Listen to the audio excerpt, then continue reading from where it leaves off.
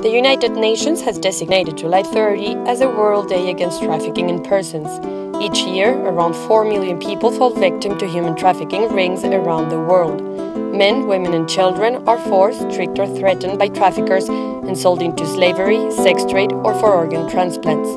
The factors that allow human trafficking organizations to thrive are corruption, impunity and poverty.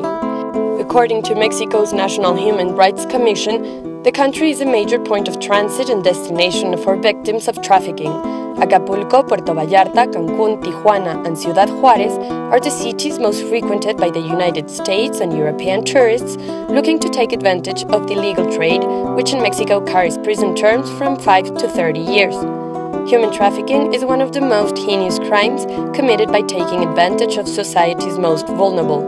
The Chinese film Lust and Love, produced in 2015, tells the story of Lei, who, after losing his son, begins a 14-year-old request and search.